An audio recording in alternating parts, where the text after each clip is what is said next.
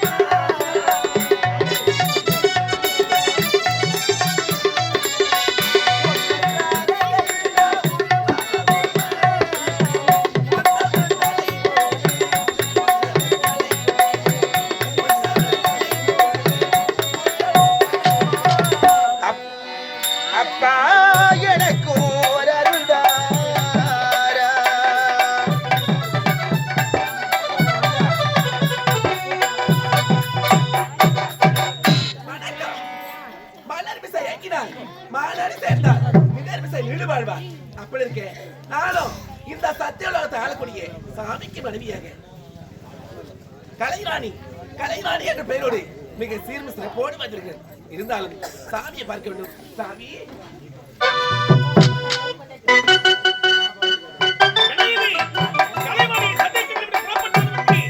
எங்கடா சென்றால் என்ன செய்யலாம் என்று முடிவு பிரியமனையே.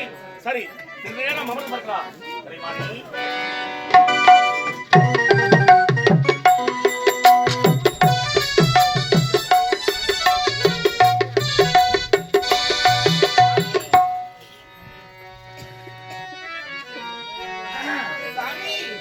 தொழுதிட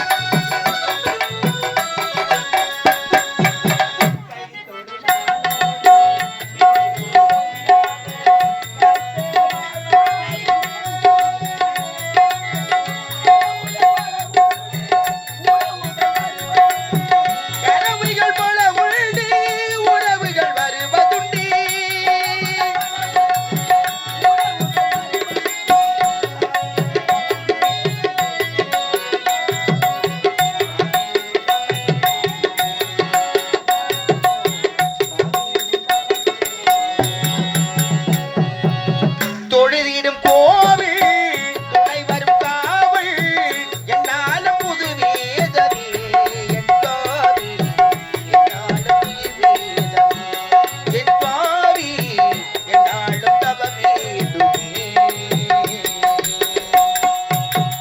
சாமி உன் மனைவியை கலைவாணியை மனமாற வாழ்த்துகள் கலைவாணி சாமி.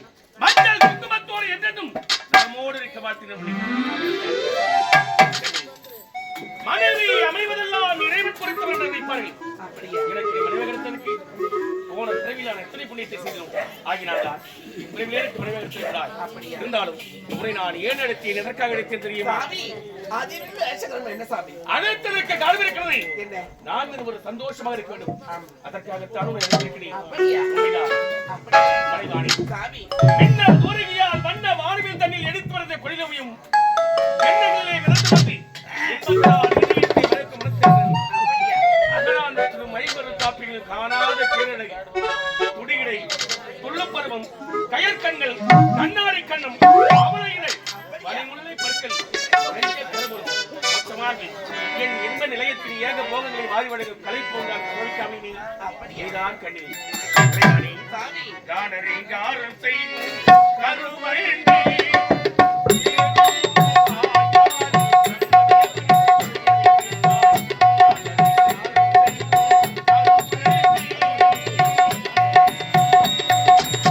காடரிங்காரம் செய்யும் கருவள்ளி நீ தேனூறு வாயாடி இல்லை நாதனிடம் எடுத்துரைத்துள்ளார். காடரிங்காரம் செய்யும் கருவள்ளி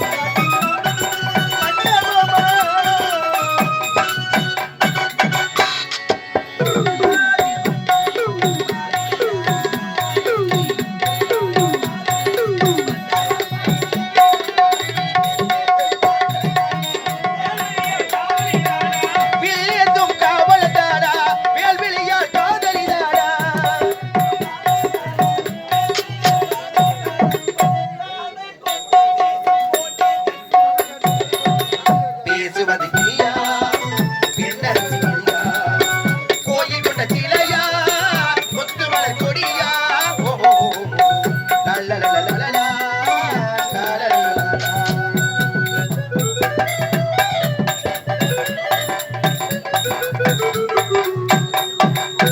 கலைவாணி, நாம் இருவரை இப்படியே ஆடிப்பாடி கொடுத்தால் ஏறப்போவதே தெரியாது. அடிதல் என்னும் கடமை இந்த உலகத்தில் உள்ள அனைத்து ஜீவராசிகளும் படைப்பு நீனுடைய கடமை ஆகினார். இப்பொழுது நான் படைப்பு தொழிலை மேற்கொண்டு படைப்பு தொழிலை சிவனுக்காக புறப்படுகிறேன். நான் சென்று வருவதை இந்த சத்தியலோகத்தை ஜாகிரதையோடு இருந்தால் அறிவிப்பேன். சரி. கலைவாணி, நானும் படைக்கும் தொழிலை செய்யலாம் என்று புறப்படும் சமயத்தில் ஏதோ வீணைகளமான கேட்கிறது. இந்த வீணைகளும் என் மகன் நாரதன் புறவல்லவா? இந்த நாரதன் இங்கு எதற்காக வர வேண்டும்? அவன் வந்தாலே ஏதாகிலும் ஒரு கலகத்தை செய்வது என்னுடைய கடமை. அவன் வருவதை பார்த்தாலே எனக்கு அருவருப்பாக இருக்கிறது. ஒருவேளை நம்மை பார்ப்பதற்காக நம்முடைய மகன் நாரதன் இங்கு வந்தால் வந்த உடனே நானும் அவனுக்கு பேச போவது யாரு? அவனும் என்னோடு பேசவே கூடாது.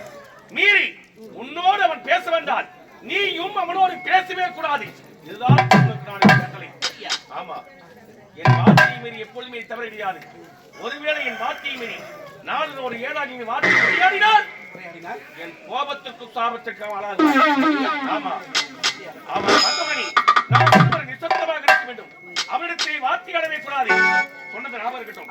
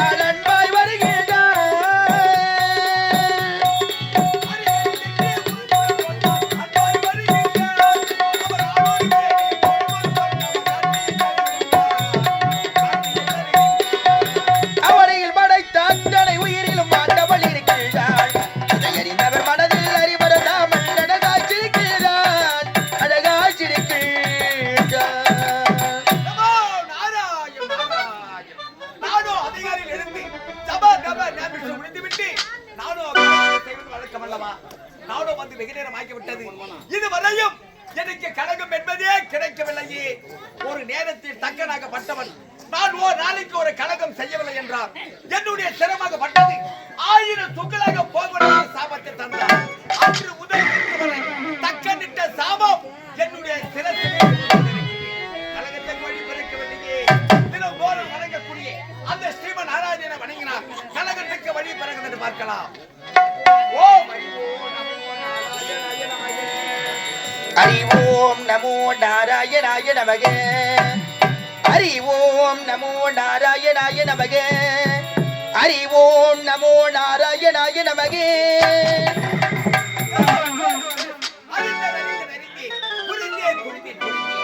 சரியான கலகம். ஆனால் நான் கலகம் செய்ய வேண்டும் என்றார் தினதோறும் அதிகாலையில் எழுந்த உடனே என்னுடைய பெற்றெடுத்த தாய் தந்தையிடம் ஆசீர்வாதம் பெற்று பிறகு கலகத்துக்கு செய்வது வழக்கம் அல்லவா? இப்போது தாய் தந்தையை பார்க்கவில்லையே. இப்போது புறப்படுகிற சத்தியலோகம் சந்திக்கின்ற என்னுடைய பெற்றெடுத்த தாய் தந்தைகளை ஆசீர்வாதம் பெற்று பிறகு கலகத்துக்கு என்று தேடுகிறேன். நமோ நாராயண நாராயண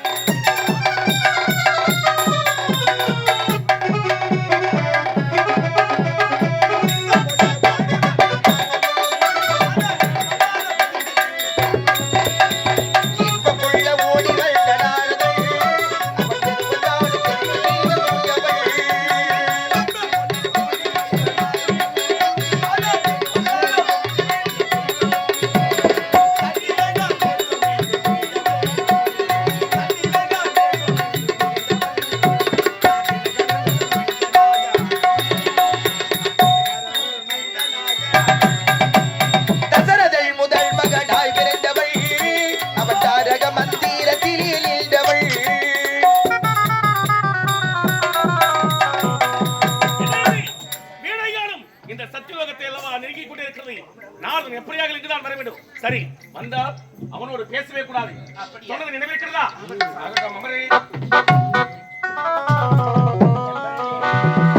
நமோ நாராயண நாராயண. சத்தியலோகத்தை வந்து அடைந்து விட்டேன். பெற்றெடுத்த தாய் தந்தைகள் அழகாக அமர்ந்து கொண்டிருக்கிறார்கள். அவரோட ஆசீர்வாதம் பெற்று பிறகு புறப்படுகிறேன். அப்பா அப்பா என்னுடைய மனதாரே என்ன வார்த்தைகள் தந்தையே. அப்பா உடைய மகன் நாரதன் ஓட்டமாக ஓடி வந்திருக்கிறேன். என்ன வார்த்தைகள் தந்தையே, வார்த்தைகள் தந்தையே. அதிகாரியில் ஓடி வந்தியே என்ன பெற்றெடுத்த தந்தை சிறப்பாக என்ன வார்த்தை அனுப்பினார்கள். இன்று வந்து வணங்குகின்றேன். என் முகத்தோட பார்க்கவில்லையே. சரி தந்தையை விடு. என்னை பெற்றெடுத்த என்னுடைய தாய் இருக்காங்க. தாயோட வாசல் பெற்றால் போகிறது.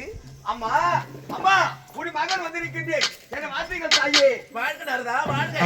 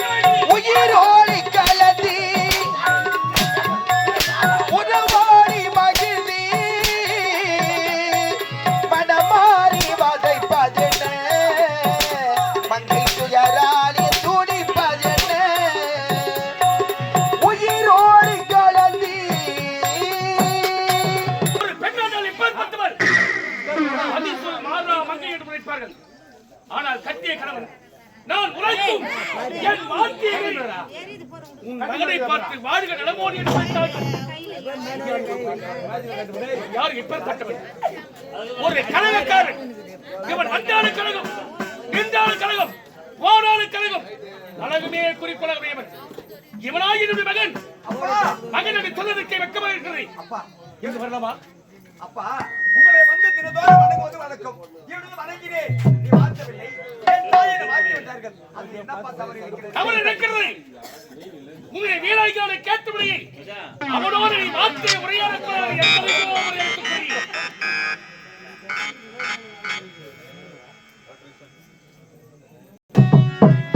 உன்னுடைய வீராய்களை கேட்டபடி உன் மகளோடு நீ பேசக்கூடாது, அவனும் முன்னோடு பேசக்கூடாது எடுத்து வந்தேன்.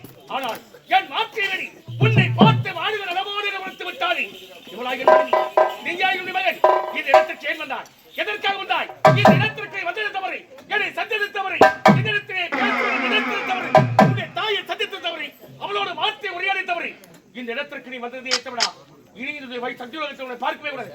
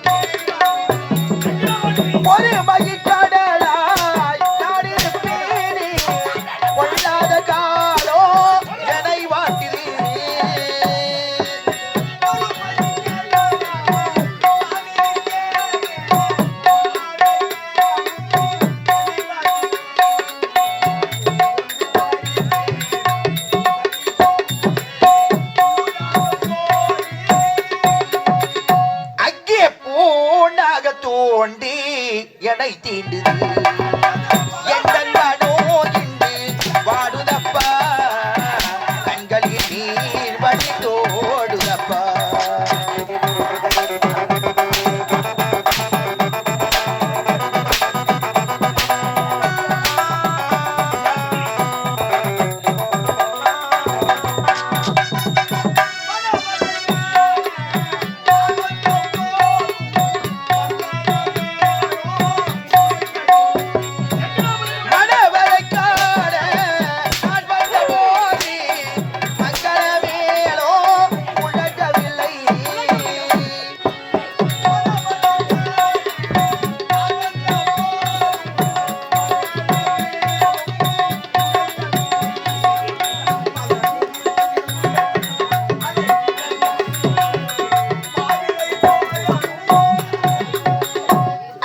மாவிலை தோரணம் ஆடவில்லை எந்த மனோ இன்றி வாடுதப்பா கண்களில் நீர் வழிந்தோடுதப்பா எந்த நீ வாழ்க்கையில் சோதம் நான் படித்தேன் பொருளாகும் எந்த மனோ இன்றி வாடுதப்பா கண்களில் நீர் வழிந்தோடுதப்பா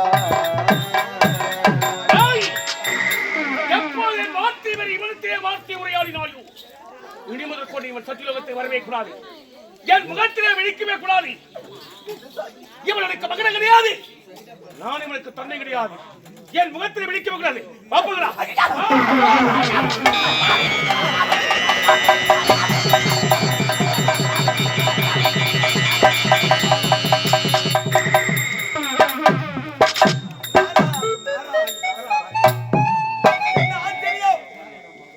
என்னை பெற்றெடுத்த தாய் என்னை வாழ்க்கையது தவறு என்று என்னுடைய தந்தை என்னையும் என்னுடைய தாயும் சாட்டை கொண்டு வேட்டையாடி விட்டார்கள். ஆனா விடுவேனா, கலகமே இல்லை என்று தகுந்து கொண்டிருந்தேன். ஆனால் எனக்கு இதுதான் சரியான கலகம். இதுவரையும் அரக்கர்களும் தேவர்களும் பகை இல்லாமல் வாழ்ந்து வருகிறார்கள். இப்போது அரக்கரை சந்திக்க வேண்டும், அங்கே பகையை மூட்ட வேண்டும். எப்படி என் தந்தை என்னை அடித்தாரோ அதே போல என் தந்தை அடி வாங்க வேண்டும். அதை என் கண் குளிர காண வேண்டும். எங்கே புறப்பட தெரிகிறதா? நிகிண்டாபுரி கோட்டை, எரிகண்டா சூரன், யமகண்டா சூரன், அண்ணன் தம்பி இருவர்கள் இருக்கிறார்கள். அங்கு செல்ல வேண்டும். என்னுடைய கலகத்தை அங்கத்தான் செய்ய வேண்டும். அப்படி கலகம் செய்யவில்லை என்றால் என்னுடைய சிரமமாகப்பட்டது 1000 சுகலக போய்விடும். மழை ஜோனு மழை சரி, தலைமையில மொத்த கதவு போயாக இந்த வீட்டை ஒண்ணு நடந்தா அண்ணன் வீட்டை சொன்னாதான் நான் தூங்குவேன், இல்ல தூங்க மாட்டேன். என் தந்தையை அடித்து விட்டார்கள். இப்போது விடுவேனா? நான் எப்படி பற்றுவேன்? பிள்ளையம் கிள்ளிடுவேன், தொட்டில மாட்டிடுவேன். விடுவேனா? பிள்ளை தாங்க